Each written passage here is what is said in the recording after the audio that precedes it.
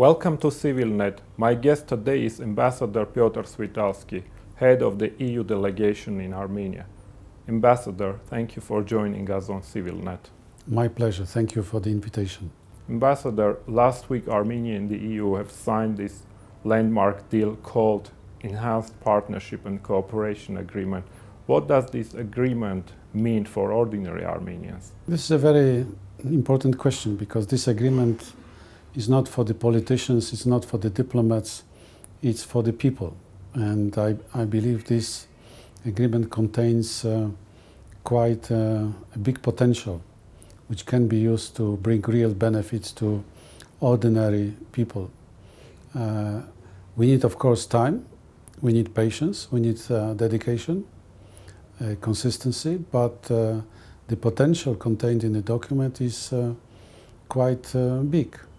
Let me start from the economic side. What this agreement is offering is for Armenia to absorb the European regulatory framework in areas very important for ordinary people, like consumer protection, like food safety, like health standards. The implementation of this approximation philosophy can bring very visible, very tangible results from the point of view of interests of ordinary people. This agreement can help to introduce a more modern, a more developed system of economic governance.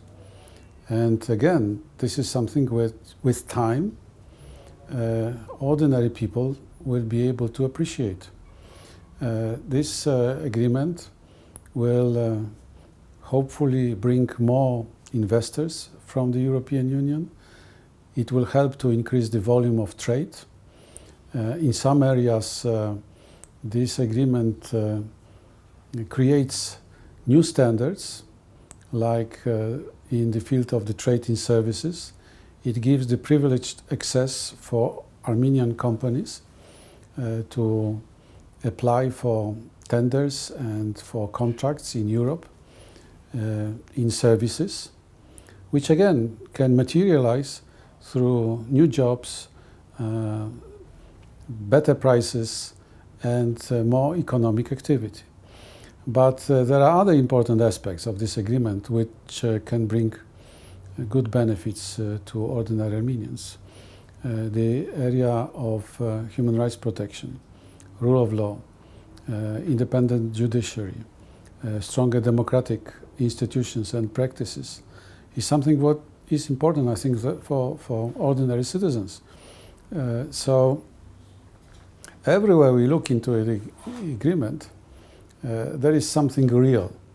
But of course, words can bring results only when they are translated into action, into real facts. The agreement as such doesn't change the reality, but when implemented, it can create something new, something beneficial. Therefore now all our attention should be put on the implementation of the agreement. We need good implementation mechanisms. A few days ago you announced that the European Union is going to allocate 170 million euros for Armenia in the coming 3 years. Can you please specify in what areas the EU is going to invest in Armenia? Yes, in the currently implemented single support framework, 2017 to 2020, we envisage the overall financial envelope to be of roughly up to 170 million. This is a substantial increase. This is an increase of 25%, which is, I think, very significant. We will divide this envelope into 4 big parts. The biggest part will be devoted to promote economic growth, to create new jobs, and to boost economic activity.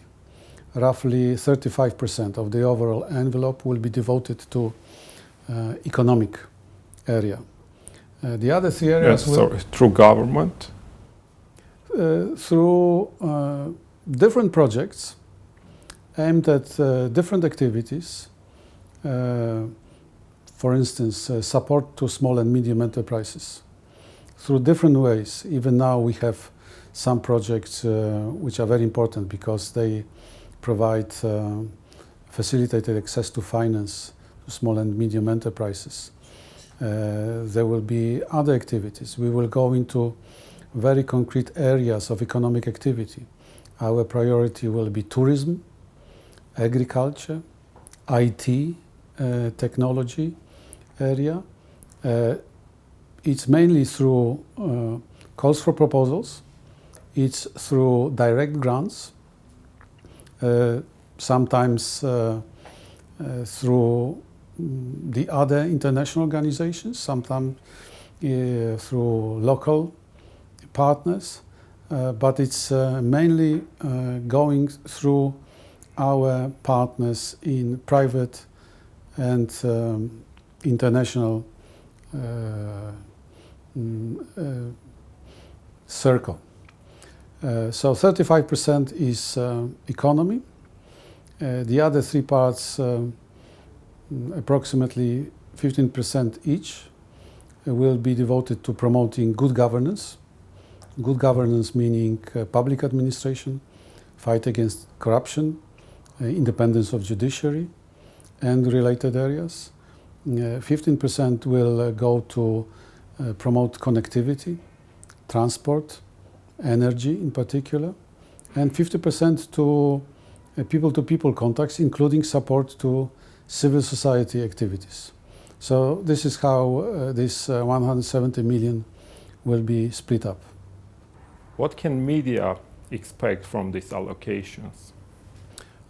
Promoting independent media is one of our objectives, and we will continue to work in this direction through different activities.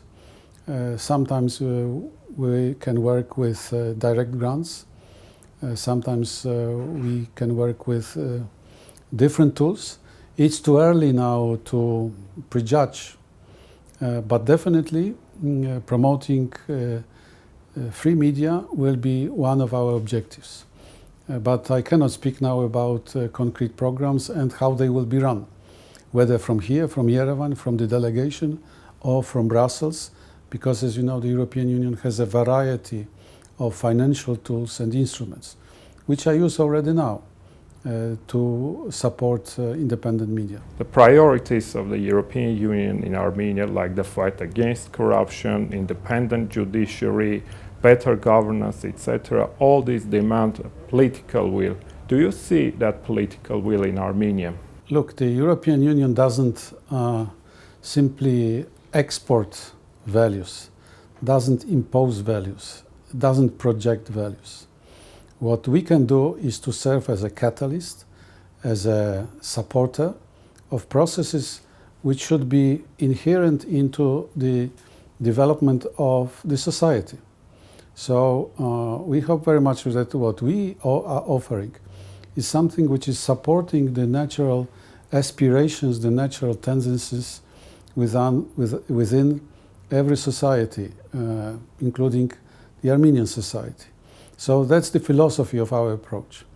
The issues that you mentioned are very complex issues, and of course the political will is one of the preconditions for successful effort.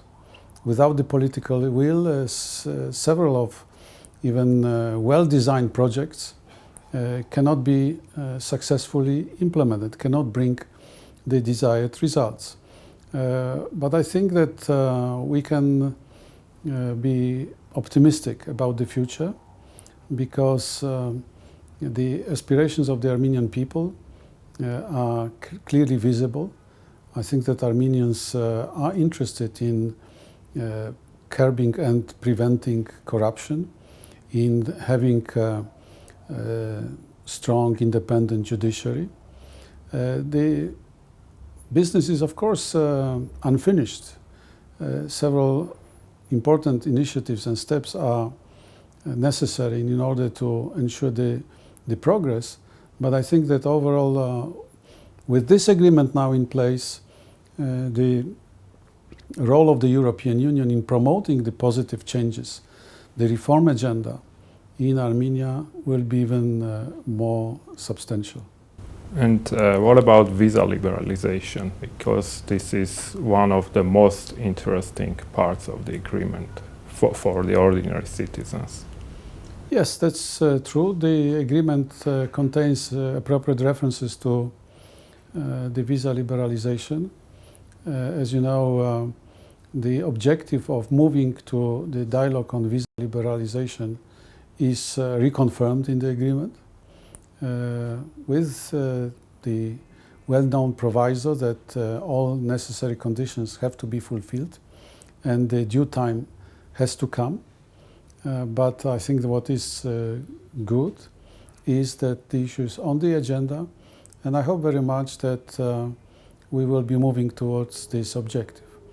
But let me make it very clear. Visa liberalization is not the right, it's a privilege. And the European citizens, not only the governments, but ordinary Europeans, have to be persuaded that opening their borders to visitors from other countries like Armenia is also beneficial for them. They have to be persuaded that the partner countries, they feel European, they want to live by European standards, they want to show the European vocation, the European aspirations. Because that's how it works, and the experience of other countries is, I think, very illustrative in this respect. Next April, we're expecting a major shift or no shift in the political landscape of Armenia. The question is whether the current president will continue leading the country, moving into the prime minister's office, or there will be some transformation. How all this fit in the context of the new EU-Armenia deal? No, the guiding motive behind this agreement on the part of the European Union is to help create more stable, friendly, resilient neighborhood. This agreement is part of the overall strategy to ensure good relations with the countries neighboring Europe. And we are ready to talk and to negotiate such agreements with other countries if they are interested. So in this sense, the agreement is above short-term considerations, in particular considerations which relate to internal affairs of our partner, like all the considerations that you have just brought up. These issues, the constitutional arrangements, the composition of the governing bodies of Armenia is something for the Armenians to decide and to discuss. The European Union will not be part of this discussion. What is important for us is that we can see the process of strengthening democratic institutions developing. And this is a very complex arrangement. It has to do with, of course, the nature of the electoral process, but it has to do with the issue of checks and balances, the prevention of the concentration of power. It has to do with independent judiciary. It has to do with political neutrality of law enforcement. It has to do with free media. It has to do with vibrant civil society, and so on and so forth. So we, every time when we conduct our dialogue and cooperation with partner countries, we have this bigger picture on mind. Thank you, Ambassador. Thank you so much. My guest was Piotr Switalski, head of the EU delegation in Armenia. Keep watching CivilNet.